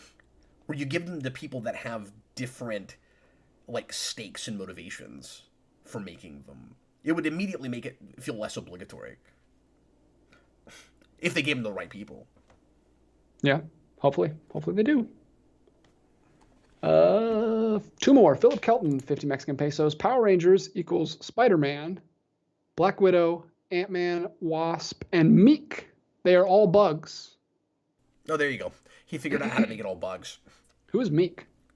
That name rings a bell. Is he in MCU? Because we were stuck on MCU. That's what I'm saying. I don't think that's MCU yet. Oh, okay. No, Thor. Ragnarok. Meek is a bug? Well, he will never be on my team if he's from Ragnarok. Yeah, I forgot about that. He's there for like 5 seconds, right? He doesn't really do anything. I forget. But yeah, that's Meek. Like the stone guy talk to him or something? I feel like I hear him saying, Meek. He's hey, got Meek. wings. Sicarian insectoid warrior who fights with the Grandmasters Contest of Champions. My eyes kind of glazed over in that whole section, so I don't remember a lot of the kind of random characters there, but yeah. Yeah, everyone's saying it's Korg's friend. Oh, yeah. Yes, okay. My eyes glazed over that whole film, but okay, well, we got 5 bugs in there. That's pretty cool. Well, good job. Way to get us another bug. That feels like a very expendable bug to me, but... Yeah, well, he's the red shirt bug. If we can mix our franchises. I mean, it would be really easy, of course, to do like a Spider-Verse Power Rangers team. You know, you could just make them all Spider-Mans. That'd be pretty... That could be cool, actually. Oh, yeah. Pretty easy. And one of them's already got a Zord, kind of. Yeah, and then your Zordon ends up being Aunt May. You know, however you feel about that. Mm-hmm. Mm-hmm. Or Madam Web. And then Aunt May is Alpha? Aunt May's probably Alpha at that point. Yeah. Oh. No, yeah. Well, she's making all your technology. That's true. But Alpha can't make anything. He's a bumbling idiot. Yes. I don't think he built anything. Yes, but later on, we'll have stand-ins for Alpha or people just kind of playing that role that are not incompetent anymore. Yeah. I mean, keep in mind, by Zeo, you had to have 2 Alphas. Because Billy was doing Alpha's job while Alpha was just standing there not doing anything like he always had. And you know you lost Zordon less often. Did you notice that? Oh, man. Alpha. But, you know, you get like Haley and Dino Thunder, who was kind of their Alpha. Yeah. Much more successful Alphas later on. Yeah. And they didn't even need long noodle arms to do it. Such a weird choice. Last one. 5590. Oh yeah, somebody said Mantis. That's a stretch because that's not. Well, I guess that'd be an insect, right? She's an alien that looks like an insect and Yeah. has the name of an insect. That's good. And that gives us another girl. That gives us another girl, and that. Oh, that's 3 for 3 though, because we have Black Widow, Wasp, and Mantis. I still can't believe they haven't done that yet. Which you could still do, because you could, depending on what your colors were, of course. I mean, well, and by this point, we've had some female Rangers that at least like one time that have taken colors, besides Red, because we've done it with Red a couple of times. Mm-hmm. But yeah, I think you could easily do a 3-on-3 team. I don't know why we haven't switched to that yet. Yeah, me neither. So there we go. There we have it. Let's get rid of Meek. Let's get Mantis in there. Yeah, I like that idea, actually. That'd be fun. Good job, whoever said that in the chat. Why didn't we think of it? OAW came up with that. Oh, there you go. 5590 ERS with another $4.99 super chat. Thanks, man. What's up? Quick and easy. Favorite Batman 89 quote? Quick. Go. Well, I can't do it quick. You gotta give me a second. He's done a whole quote along, guys. You know how a normal person gets up in the morning and goes downstairs and kisses somebody goodbye, and you know, that's my favorite quote from '89. And then my second favorite quote in '89 is, "Can you pass the salt?" And then I can do a top 5. How many times a week do you say that at the dinner table? A lot, and even more now because my 4-year-old Mikey has started saying it. And it's everybody's favorite thing. He'll be at the table and he'll just randomly be like, "Can you pass the salt?" And he didn't even know where it came from. And so last week or the week before, I can't remember, my wife had to do some work in the evening. So I took all the kids down here and we did a screening of 89. And he finally saw that in action and he just burst out laughing. He just lost it. And now he says it even more often. And he was glued, by the way. Mikey loved that movie. Sweet. And he'd seen it before, but he didn't remember. Because it's my house. You know, we screen 89 probably 5 or 6 times a year. It's just on in the background. Yeah. You're not even kidding. I am kidding, but I could be correct also. But I've done that. Okay, you might be, but you also happen to be accurate. And then my third is probably, I'm only laughing on the outside. My smile is just skin deep. If you could see inside, I'm really crying. You might join me for a weep. That one's very memorable because it rhymes. Yeah. Anyway, I could do this all day long. I could give you a top 10, but I'm not going to. Roboters 100 says Bob Gunn. Bob Gunn. Drinkin' Drano. That's a little weird, Lieutenant. Grim Death Griffin says, you are my number one guy. And you are my number one guy. There's a lot. Mirror! I could probably make a top 10 just from listening to your channel. And Yeah, you're not even an 89 guy. In my life, I've only seen that film once. Oh, man. You gotta watch it with me one time. I should. I will. William? It's a date. Because I love you, man. We're announcing things, guys. We're doing another commentary. We're not even gonna wait till April Fool's Day this time. It's gonna be the DJ pretends he cares commentary. Yeah. It's just DJ like, yeah, cop. Oh, fascinating. Mutali mentions, of course, you want to get nuts, and I have a real quick story about that. So the other day, Mikey has been begging us. This is another Mikey story. My 4-year-old Mikey has been begging me to show him more scary stuff. And when you have a little kid that really likes horror imagery, it's really tough to figure out like what you can even show him. But Mikey likes Halloween imagery. So like he wants to watch things with ghosts and skeletons and pumpkin heads and that kind of thing. So Beetleborgs. Yeah, which isn't on Netflix anymore, unfortunately. What? So, yeah, I don't have any way to show him that. And I don't think Shout Factory ever released it. But anyway, so last week, I showed him Goosebumps, which he really liked. And then Jason and I showed him Beetlejuice. And I was afraid that movie might be a little too much for him. But he was glued to it the whole time. Nothing scared him. We were watching it with Freddie. Freddie's my 7-year-old. We got 15 minutes in. Freddie was too scared. He left. He was like, I can't watch this movie. Mikey hung through the whole thing. But I mentioned that to say this. And by the way, I used to not care for Beetlejuice. I like it more and more every time I see it. I had a really good viewing of that last week. And Michael Keaton was funnier than he's ever been to me in that movie. I did not remember the sheer number of times he says, like he does later in 89, come on! He says it like 4 times in Beetlejuice. He just keeps going, come on! It's great. Wow, is that like a reference, I wonder? Or was he just like slipping back into his Tim Burton character? Yeah, maybe he's slipping back into Beetlejuice. I don't know. Maybe it was written. Beetlejuice. And Michael Keaton's like, I only have one way to say this line. Yeah. Especially when I'm already ramped up and I'm about to smash stuff with a crowbar. How else do you say it when you smash a thing with a crowbar? That's true. Now that you say that, I do remember him screaming, come on, in Jack Frost one time. Does he say it there too? See, Michael Keaton, like, come on! I'm kidding. I actually don't know, but that's a weird movie. Just when you're smashing things and you're confused as to why there's popcorn on the mantle when you weren't expecting anyone to come over,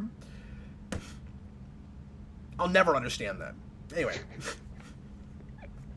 All right, well, we finished the Super Chats. Oh, great. Well, we got 15 minutes left in the show if we write out to 2 hours. So last call for Super Chats if you want to put anything else in to keep us going a little bit longer. DJ, give us one more really good pre-written. All right. And then we'll wrap things up here unless there's another Super Chat or 2 that pops in. And thanks, everybody, so much for being here this evening. What a variety of questions we've answered.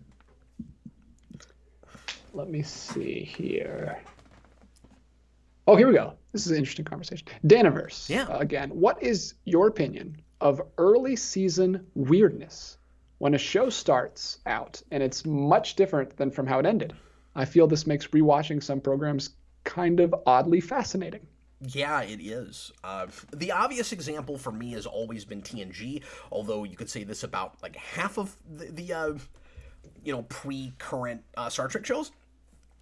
But it happens with a lot of stuff from when I was a kid, my generation growing up. It took shows time to find footing. More often now what happens is a first season will be written like a film, and there'll be a vision, and it knows just what it wants to be, and it feels like it's been on for years, and then we run out of ideas very quickly, or we get burnt out too much from that first season. And then it starts to feel like it needs to find its footing, even though it totally had it first season, right? So it's the reverse of what used to happen. There's a lot of shows that I would have recommended people wait to look at until it's in its second or third season, and then don't bother to go back and see the first season until later on. Things like TNG, Smallville, except for the pilot and a couple of episodes in that first season, maybe. Even Buffy has a fun first season, but you'll be more likely to like really latch onto it by second season. I don't know, you go back to the old Xena Hercules days. Hercules has kind of a rough first season. It gets better as it goes along. Lois and Clark has this, even though I really like a lot of episodes in that first season. So, et cetera, et cetera. So, yes, it can be weird to go back and where you get kind of frustrated just wanting to see the thing you remembered being great, like the reason you were there in the first place. But also, if you're a big fan of a show and you're like me and you like the trivia of it, you want to kind of know it inside out. So you kind of force yourself to go back and look at the show before it was the show that you really liked. Star Trek-wise, DS9 has this for me even as much as TNG does, where like it's not real archy yet. It's kind of TNG on a space station. Certain characters, they haven't figured out who they are yet. It's really awkward. So even me with a lot of rewatches of old shows, I'll find myself having to resist the urge to start at the season where I really liked that show. And sometimes I still do that. Like I hardly ever go back and watch TNG season 1. Yeah. But do you have this where it's too frustrating to go all the way back because it's not the show that you loved yet? Yeah, I would say this is one of the big reasons keeping me from getting into TV like as a medium. Like the inconsistency in quality, not just for the first season, but more often for me, it's like it drops off so hard. Yeah. Third or second season sometimes. Well, with modern stuff especially. And I just can't. I don't know. I much prefer the film, or just give me a film. Just give me the story that you want to tell, like in and out, and get it over with without having to have like crappy stuff in between. Like I don't. It's really hard for me to get into TV shows unless they're like mini series, like 10 episodes. But yeah, that's why I fell off. That's why I still haven't watched the third season of Daredevil because I thought the last 4 episodes, the last third of season 2 just lost me, and then the other Netflix shows, and then Defenders being terrible, and then I just couldn't get excited to go back to the third season. I don't know if I would ever watch those like all the way through again.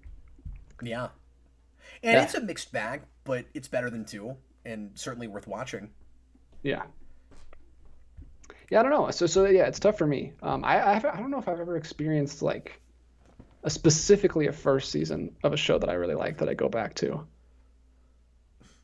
I know a lot of people do have that with The Office, but first and second season are my two favorite seasons of that show. And a lot of people have that with Always Sunny too, that the first season is bad, and then when they get Danny DeVito in season 2 is when it gets really good. But I like the first season of that too, so I don't know. And most sitcoms I don't think have this problem. Like I think most sitcoms that are beloved start on a high. Yeah. Where they almost, a lot of them, I think, at least when I was growing up, like 80s and 90s sitcoms, I think more of them had the problem that streaming stuff has now, because it was so hard to keep sitcoms on the air, so like they had to kind of start off in a dynamite place and get an audience quickly, and then more of those fall off as they go along than start off poorly. Like Friends has a spectacular first season. Yeah. But that kind of keeps, like, I mean, if you don't like that show, you don't like that show, and you just, but I mean, I don't think there's a lot of people that like Friends at some point and not the rest of it, right? Like, that show kind of maintains a quality, but then you get something, we've talked about this, then you get something like Frasier that, like, really drops off. Like, it's great for a few seasons, and then it's like somebody new came in and was pretending to be those writers from the early seasons. It's really rough the last couple of years. But yeah, Cheers has kind of a consistent quality through at least most of it. I've never seen the later seasons of Cheers, so I guess I don't know. But I've heard it kind of maintains better than Frasier. But Yeah. yeah, It's funny when you said sitcoms, because right when you said that, Daniverse said early Seinfeld is rough, and Say No to Blues said Seinfeld is perfect. So apparently it's some people think it is and some people don't. interesting.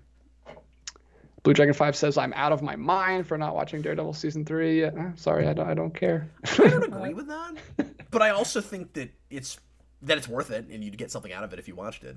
Yeah, I'm sure it would. There's just so much stuff. What I would recommend you do, DJ, especially if it's been a long time, is at least rewatch 1 before you go to 3. Don't bother with 2. Yeah. But 3 does build quite a bit on things 1 did, which is why I enjoyed it as much as I did. I don't think I would have appreciated it as much if it had been a while since I'd seen 1, but I did a big rewind on 1 just before 3 came out. And so I had it very fresh in my mind. And it's been a while now, so I can't really speak to specifics, but I remember the way it built on 1 feeling like the perfect sequel to that, and that's a lot of why I wasn't as disappointed as a lot of people were when it got canceled, because it felt like it had a really good bookended run, where there's certainly plenty of things you could have continued to do from the end of that, but it was sort of the way I feel about Orville now that I finished that last season of that, and I've now watched that whole season, and I'm trying to work a review in somewhere, but all I'll say at the moment is it has such a perfect finale that I don't know that I ever need any more of that show, and like, it would be wonderful to get more. There's plenty of cool stuff you could do with it, but it was kind of a perfect ending, and I don't want to say anything else right now, but I couldn't go to sleep that night. That show was so good. Anyway. Wow, that's awesome. Cool. Well, Connor's in the chat. Welcome, Connor. He says he also has not seen Daredevil season 3, and he also says that Defenders killed his interest in that whole continuity. Agree. I mean, that's fair. Yeah. But we're film guys. I mean, we're not really TV guys, so we have to go really out of our way to watch a TV show. So. Yeah, I grew up more of a TV guy. I mean, both, but we watched a lot of TV growing up, and my favorite franchise is best as a TV show, with Star Trek, and so yeah, that makes a lot of sense. So I will always have a soft spot for episodic television, and I will always think there's a place for it, no matter how formats and stuff change.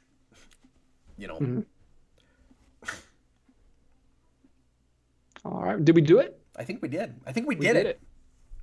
We did a show. We did a show. Well, folks, thanks a lot for watching. Hope you enjoyed it. We'll be back again Thursday night for another one.